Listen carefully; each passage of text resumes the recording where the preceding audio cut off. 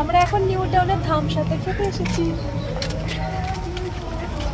আজকে আমরা চলে এসেছি নিউ টাউনের ধামসা রেস্টুরেন্টে।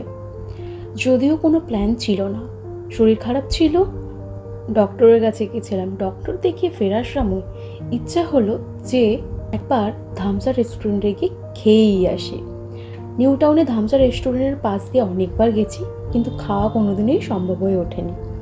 আজকে কিন্তু প্ল্যান না করেই হঠাৎ করে এই ধামসা রেস্টুরেন্টে চলে এলাম। নামটা শুনে একটা অদ্ভুত লাগছে না, যে ধামসা?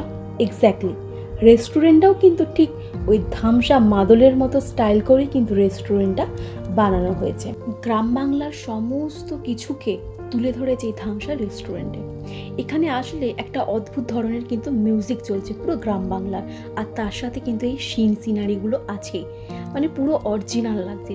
এই ধামসা রেস্টুরেন্টটা ইকো পার্কের 6 নম্বর গেট দিয়ে কিন্তু আসতে হবে। এটা ইকো পার্কের ভেতরে একটা খোলামেলা জায়গায়, কিন্তু এই পুরো একটা সাজসজ্জা, পুরো সবুজ প্রকৃতি, কাদা মাটি, বাঁশ, খড়, এই সমস্ত কিছু দিয়েই কিন্তু তৈরি হয়েছে। একটা দারুণ অনুভূতি কিন্তু পাওয়া যাচ্ছে এখানে।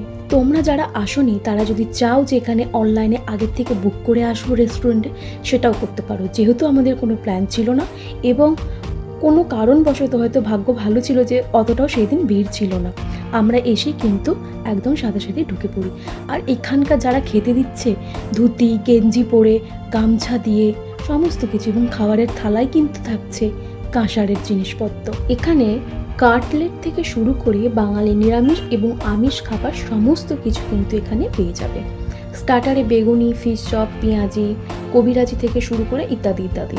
আর মেন কোর্সে কিন্তু তোমরা পেয়ে যাচ্ছ গ্রাম বাংলার সেই হারিয়ে যাওয়া সেই রান্না, কচুরলতি থেকে শুরু করে ডুমুরের তরকারি, টমেটো ভর্তা, বাঁশ পোড়া, গুগলি, ডিমের রকমারি রান্না।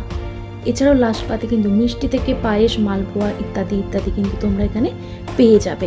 মেনু কার্ড তো অনেকক্ষণ ধরেই দেখলাম, তারপর লাস্টে ডিসাইড করলাম যে কি অর্ডার করা যায়। আমরা অর্ডার করেছিলাম বরিশালের থালি এবং অরগ্রাম থালি, যা কিন্তু মানে দুর্দান্ত একটা মধ্যাহ্ন ভোজনের জন্য বেশ একটা উপযুক্ত থালি কিন্তু আমরা অর্ডার করি।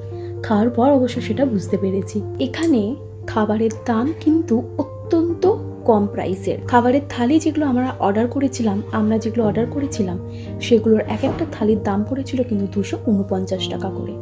খুবই সুন্দর ছিল। আর এখানকার রান্নাঘর ছিল আদিবাসী রান্নাঘর, মানে আদিবাসীদের মতো সমস্ত কিছু রান্না, মানে দেখে একটা আলাদাই অনুভূতি। আচ্ছা, এবার বলো তোমরা কারা কারা অলরেডি তোমাদের এই ধামসা কিন্তু ঘোরা হয়ে গেছে, তারা অবশ্যই কিন্তু কমেন্ট করে জানিও তোমাদের কোন কোনগুলো ভালো লেগেছে, কোন কোন ভালো লাগেনি।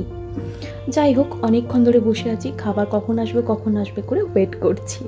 তারপর হঠাৎ করে দেখি কাঁসার থালা নিয়ে, ধুতি গেঞ্জি পরে, গামছা দিয়ে হঠাৎ করে আমাদের খাবার এসে হাজির হয়ে গেল।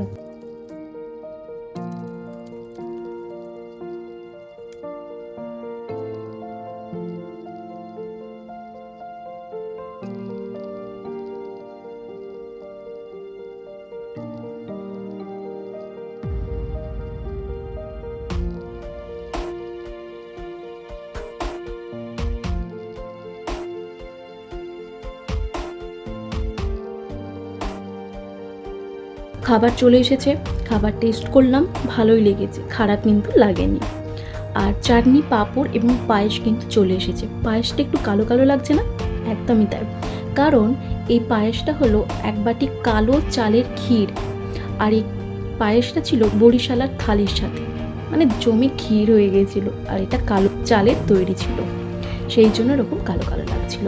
খাওয়া কমপ্লিট হয়ে গেছে, তো এবার বাইরেটা কিন্তু একটু ঘুরছি। আর হ্যাঁ, আরেকটা কথা বলতে ভুলেই গেছি, তোমরা যদি চাও যে এই ধামসা রেস্টুরেন্টের ভেতরে খাবে এসির মধ্যে, সেটা তোমাদের ইচ্ছা, খেতেও পারো। আবার যদি যে চাও না আমরা এসির মধ্যে খাবো না, এই খোলামেলা গাছপালা, আকাশ, এই খোলামেলা আকাশের মধ্যে বাইরে খেতে চাই, সেটাও কিন্তু অ্যাভেলেবেল আছে, সেটা তোমাদের মর্জি মতো। আমরা এসির মধ্যে রেস্টুরেন্টের ভিতরেই খেয়েছিলাম। আচ্ছা, এই রেস্টুরেন্টের সুযোগ সুবিধাগুলো একটু বলে দিই। এসি তো পেয়ে যাচ্ছ, তার সাথে খোলামেলা জায়গায় বসেও তোমরা খেতে পারছো। এসি ছাড়া গাড়ি পার্কিং করারও সুবিধা আছে, অনলাইনে আগের থেকে বুক করেও আসতে পারো। আবার হয়তো তোমাদের অনলাইনে টিকিট কাটা হয়নি, প্ল্যান না করেই চলে এসো, সেটাও কিন্তু করতে পারো। এবার নির্ভর করে লোকজনের ওপর, কতজন লোকজন এসেছে সেই অনুযায়ী তোমাদের একটু হয়তো লাইনে দাঁড়াতে হতে পারে। ধামসা এই রেস্টুরেন্টটি খোলা থাকে মানে খোলে দুপুর 12টা থেকে আর বন্ধ হয়ে যায় রাত 9টা। রবিবার থেকে সোমবার পর্যন্ত সমস্ত বাড়ি কিন্তু এটা খোলা থাকে। এবার ধরুন কোনো ওকেশন বা কোনো কিছু আছে, ধরুন পয়লা বৈশাখ, এবার ওটা হয়তো 12টায় ওপেন হলো, 9টায় বন্ধ না হতে পারে, 10টা 11টাও হতে পারে, আবার 12টায় না হয়ে, এটা হচ্ছে নির্ভর করে লোকজনের ওপর, তারপর নির্ভর করে কোনো স্পেশাল দিন আছে কিনা সেইটার ওপর, সেইটার টাইমটা একটু এদিক ওদিক হতে পারে। অনেক দিন পর আমি কিন্তু একটা ভিডিও নিয়ে চলে এসেছি। আসলে এই ভিডিওটা কিন্তু অনেক দিনেরই, টাইম কিন্তু একদমই পাইনি, যার জন্য তোমাদের সাথে আমি শেয়ার করতে পারিনি। তাই আজকে হঠাৎ করে ভাবলাম যে না, এটা শেয়ার করেই ফেলি। অনেক দিন ধরে এই ভিডিওটা করা রয়েছে কিন্তু পোস্ট করা আমার হয়নি। যাই হোক, এটা কিন্তু এখনকার ভিডিও না, অনেকদিন আগের ভিডিও। অনেকদিন আগের বলতে 2 মাস আগের ভিডিও। যাই হোক, আমার ভিডিওটা কেমন লাগলো অবশ্যই কিন্তু তোমরা কমেন্ট করে জানিও। আর যারা এখন ওই থামসা রেস্টুরেন্টে আসেনি তারা অবশ্যই ঘুরেছে, ভালোই লাগবে। আর একটা নেগেটিভ ব্যাপার হচ্ছে ভেতরের জায়গাটা একটু ছোট, ওটা যদি আরেকটু বড় হতো তাহলে মনে আরও ভালো হতো।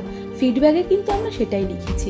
খাওয়া দাওয়া একদম ভালো ছিল, আর স্টাফ যারা ছিল তাদের ব্যবহারও খুবই যথেষ্ট ছিল, কিন্তু রেস্টুরেন্টের ভেতরটা যদি আরেকটু বড় হতো তাহলে কিন্তু ভালো হতো। যাই হোক, যারা আমার ভিডিওতে নতুন, যারা আমার ভিডিওটা এখনো সাবস্ক্রাইব করোনি তারা অবশ্যই কিন্তু সাবস্ক্রাইব করে দিও। সকলে ভালো থেকো, সুস্থ থেকো, টাটা।